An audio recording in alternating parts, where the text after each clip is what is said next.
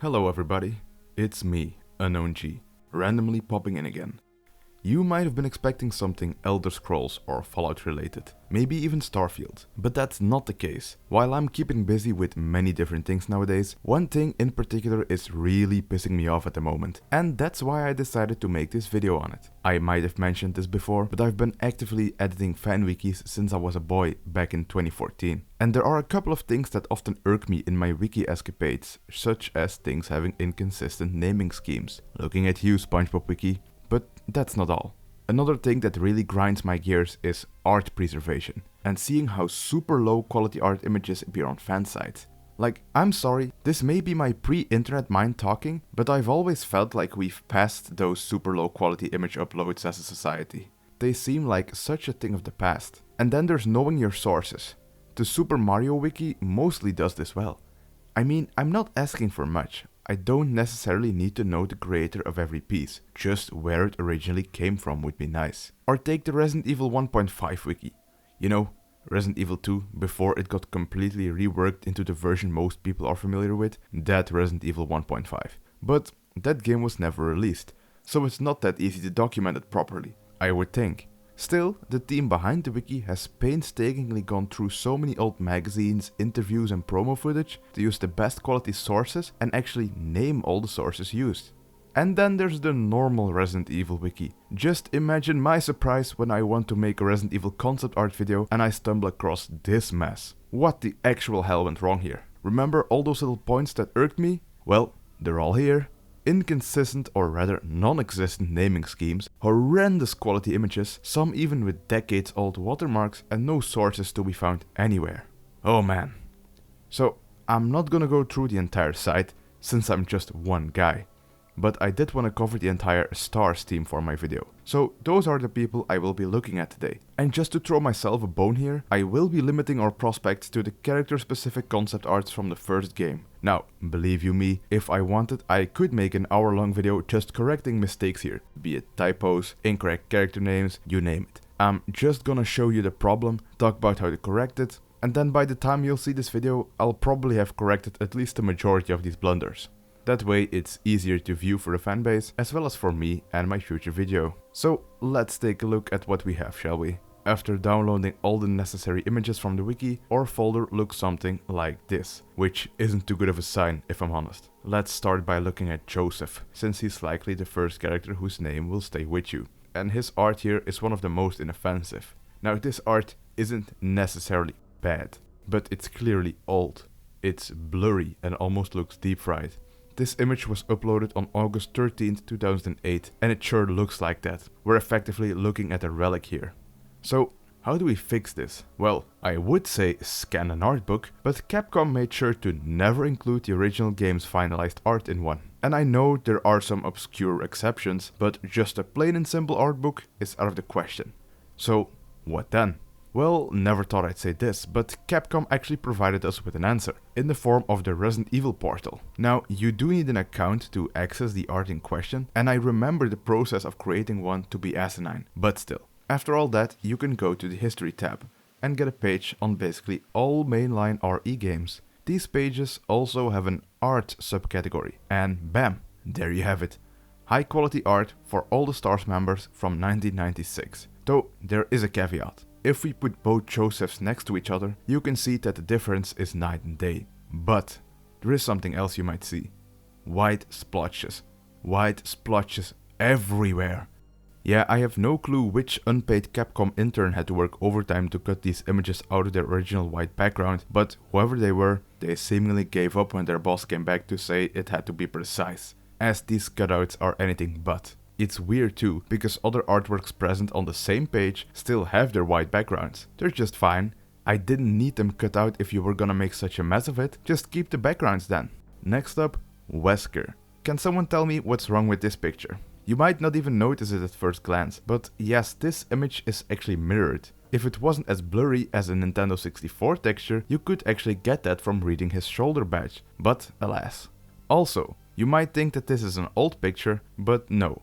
This picture was uploaded in 2018 by a user called Blurry Rock no less. That might explain where this picture came from. The RE Portal version looks like this, But we can actually get even better this time. Launched only recently and with no account required, one might visit the RE section of the Capcom Museum, which holds the character artwork for the main characters from Stars, but sadly not all of them. Still, this version seems to me like the most definitive one available. It gets rid of the watermark, the weird blocky transition, and without a doubt the best change, it cleans up the white splotches that were left over from removing the original background. So much better. Now, Barry suffers from the same fate as Joseph. While for some people there is nothing wrong with this picture, it's just as old, dating back to 2010. The correct version looks like this. Rebecca's picture also dates back to 2010, although it looks so deep fried that all the colors look really off. The RE Portal version looks like this, with very noticeable white splotches everywhere, while the museum piece cleans it up nicely. Is what I would say if for some reason they didn't also erase a part of Rebecca's glove. Come on guys, why make it so hard on yourselves? You just need to clean up the white leftovers outside of the lines, touch nothing else. Then there's our main man Chris, who introduces yet another problem into the mix. Yes, his original art is also from the 2010 batch, but that doesn't compare to whatever this is. This is the Portal version, and this is the museum version. So which one is the right one? The darker toned Portal version or the lighter toned museum one? Again, why do you insist on making this so hard, Capcom? The Portal version looks closer to the deep fried Wiki original, which leads me to believe that the lighter one is correct, or maybe not? This old documentary, which shows the actual physical artworks, also seems to have the lighter colors, so take that as definitive proof if you wish. Right, okay, so continuing with our problem is our girl Jill Valentine. 2010 original? Check.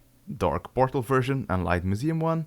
Check. The rest of Chris's commentary is still applicable here. I'm moving on to the next batch. And now we're getting to the real winners. And when I say winners, I do wholeheartedly mean stinkers. First off is our favorite chicken, Brad Vickers. Can you tell what's wrong with this art? If you said they cut the whole sole of his boot off, then you'd be correct. Man, photo editing has come a long way since 2010. Then next up is Kenneth, who not only appears to be smooshed together, but he's so deep fried that his skin is almost the same color as his yellow shirt. And for the only African American on the team, that's kinda impressive. This art, in its current state, is only a shadow of its former self. Nah, now that's better. And now for the top 3 most disgustingly bad artwork preservations. Number 3, Richard Aiken. Not only is this picture about the resolution of a Nintendo DS screen, not only has it been fried to hell and back, but it's also mirrored. Absolutely horrendous. Number 2, Forrest Speyer. Choosing between number 1 and 2 was hard, but I feel justified putting Forrest here. Why? Well, his art is of such high quality that they actually gave him 2 uploads. One is a full 250 pixels, while the other is some random magazine scan. Now, I gotta give props. That magazine rip is probably the highest quality wiki art we've seen so far. But I mean, it's still a random magazine rip. Looks quite bad. The official upload is in a whole different universe in comparison. You might have never even realized that Forrest had an earring and some stubble if it wasn't for the high quality version. I certainly wouldn't have. And then our number 1 spot goes out to Bravo Captain Enrico Marini. Why does he deserve this special honor? Well, I'm glad you asked, because Enrico here has fallen victim to the worst crime of them all: bad Photoshop. Look at this man's foot. Good lord. Why is it like this? And why has no one ever corrected it? The Portal version might have terrible splotches left over, but at least the image is unaltered. Jeez.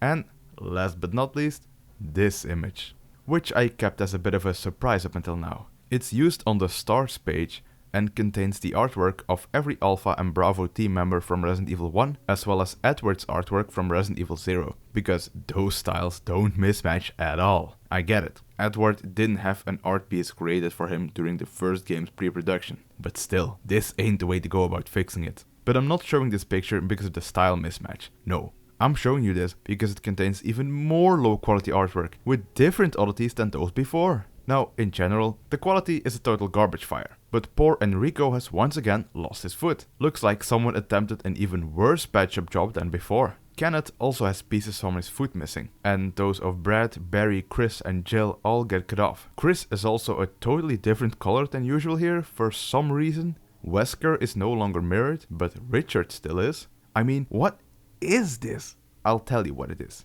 This picture is a direct result of not providing quality artwork to the fandom. This is a mistake on Capcom's part, but also one of the community. I mean, they've had more than a decade to fix most of this stuff. When even an underdog series like Devil May Cry has the decency to put a disclaimer in their gallery to at least try and keep it orderly, and the flagship series doesn't, I don't really know what to say to that. Though I am happy that there are people out there that are as frustrated by this kind of stuff as me, because fellow YouTuber and internet preservationist Lutu has recently been cleaning up old school Pokemon art. And they even have official promotional PSD files and such. His work kinda reignited my passion for this stuff. So thank you for your hard work, Lutu. Thank you, Capcom, for at least trying to make the art available to the public. And to the people of the Resident Evil Wiki I say, come on people, let's clean this mess up.